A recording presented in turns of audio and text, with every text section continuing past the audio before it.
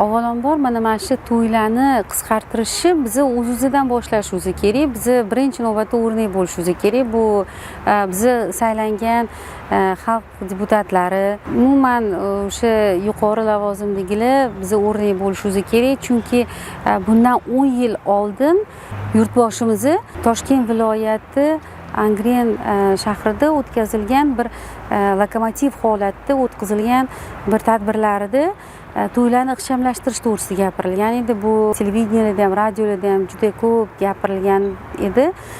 U yerda o'sha chiqarilgan o'sha farmonlari, ya'ni o'sha zags xonadan to o'sha Qizil yo'lak bo'yicha baxt qasriga deb aytilgan joydan to'ylarni 80 tadan 100 tagacha bo'lgan holatda qisqartirish haqida gapirilgan edi.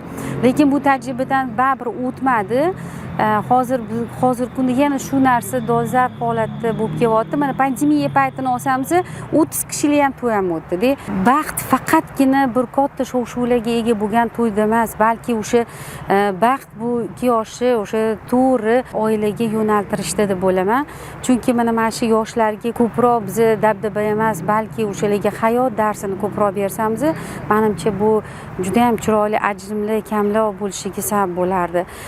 Lekin biz mana shu narsani albatta o'zimizdan, ya'ni bizaga agar mabodo shu o'z-o'zi buni tajriba sifatida ko'rsatib bersamiz, xalq bizdan ketidan ergashadi deb bilaman. Bilasizlarmi, baribir mana shu iqtisodiyotga ham juda ham katta ta'siri bor. Chunki mana shu ketqizilayotgan dabdabalar, umuman hozir kundagi bo'layotgan to'ylarni isrofgarchiliklar juda ham katta talofatlarga ham olib keladi. Bu birinchi navbatda oilalardagi o'sha qurs qilib olinayotgan, o'sha qilinayotgan to'ylarga ham juda katta ta'siri bor. Axir to'y bir kunda 2 soatda o'tib ketadi, lekin uni orqasidagi qarz to'lashlar bo'lsa, yillar davomida davom etadi.